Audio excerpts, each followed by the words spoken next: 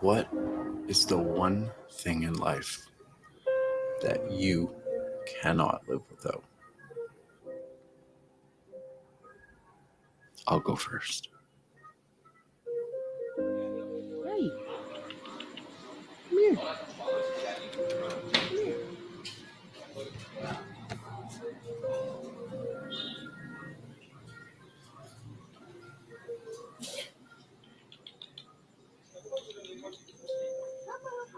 Hello. Hello. Come here. Come here. Come here. You're so cute. Huh? Come here.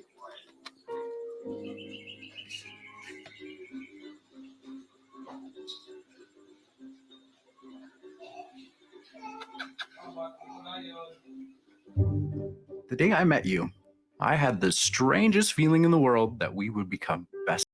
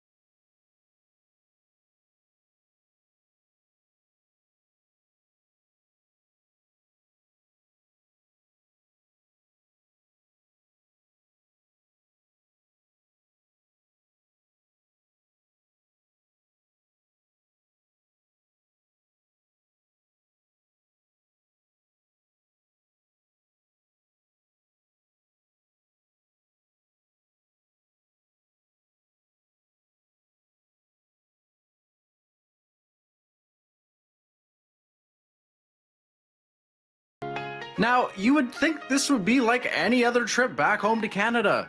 Fly home alone for Christmas, visit the family, same old, same old. No. No. This trip was one I think that both of us will remember for the rest of our lives.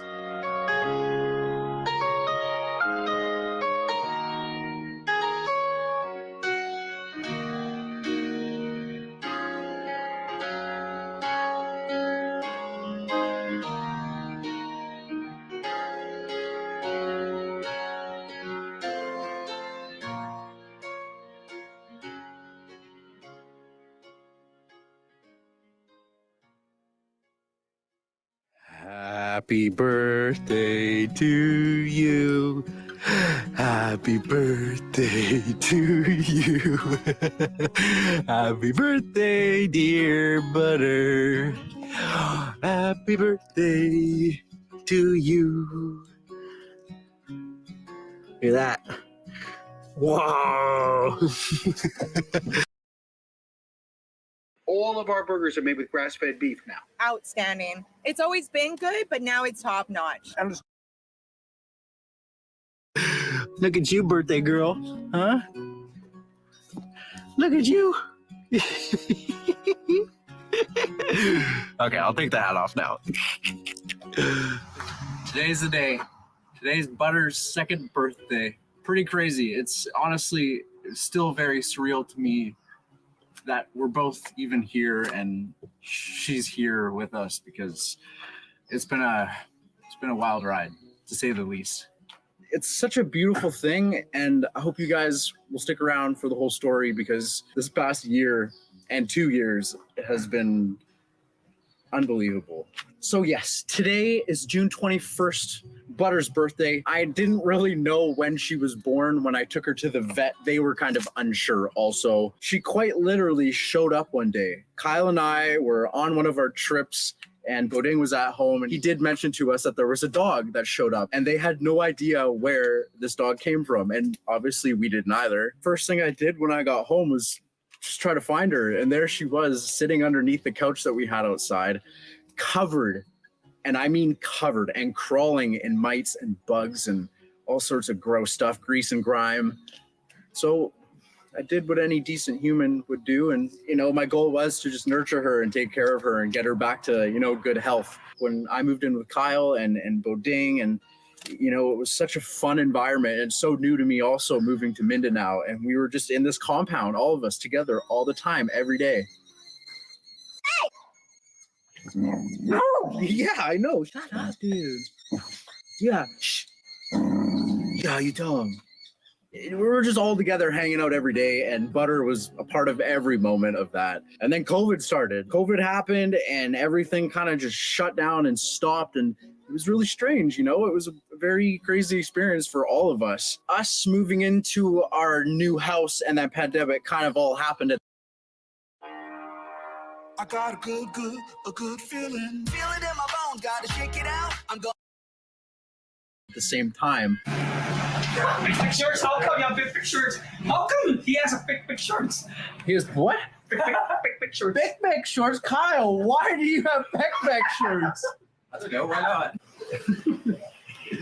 So when Kyle and I moved into Viajero, obviously we brought Butter along, and that's kind of when I knew, okay, this is really my dog now. I mean, being locked down for consecutive days, if not weeks at a time, we were together every day. We became best friends, and I fell in love with her more than I ever thought I would. She had a huge impact on my mental health and well-being during the pandemic. She was like my little stress reliever. And I know a lot of you pet owners out there, you know exactly what I'm talking about. Just to be able to touch and hold something that loves you back just as much, it's a very special thing. And she really got me through some dark places during that time. So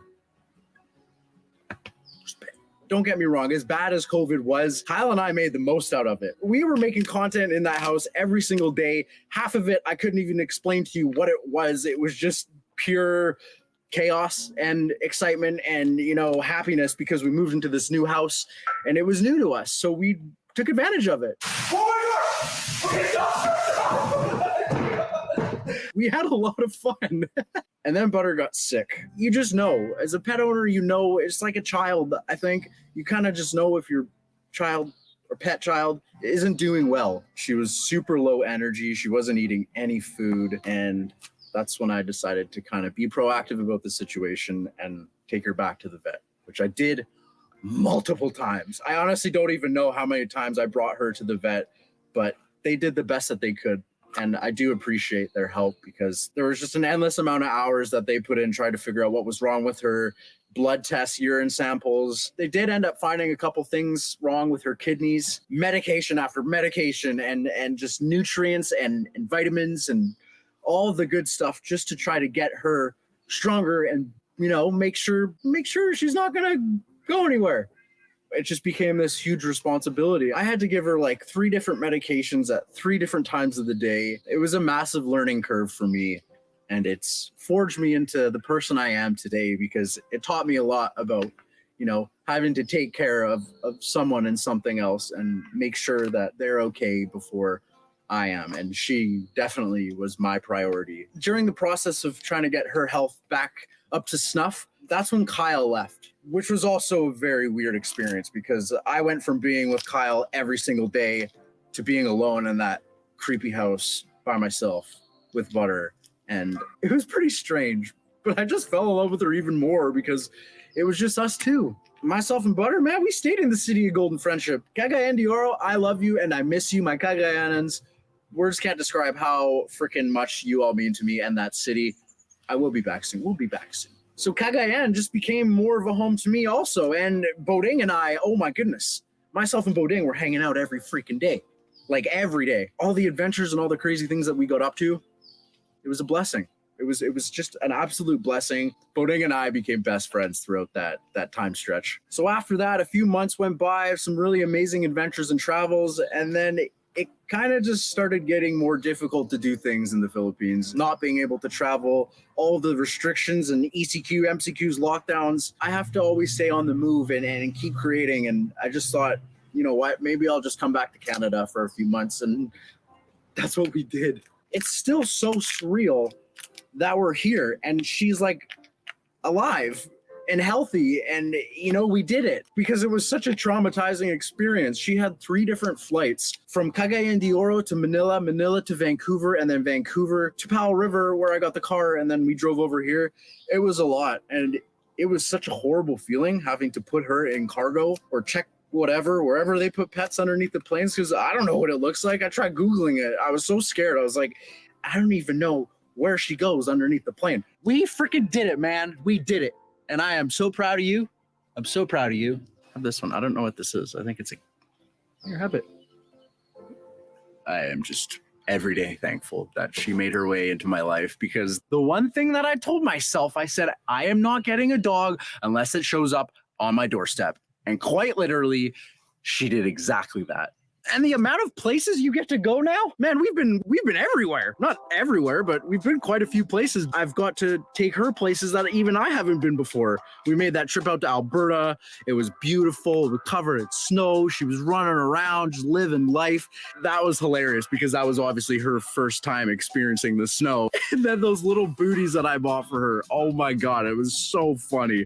If you guys missed that vlog, you can click here or here and you can check that out. But just seeing her experience snow for the first time, that was pretty cool. And we went to Tofino, we slept in my car, and now well, hey, do you want to chew with your mouth closed?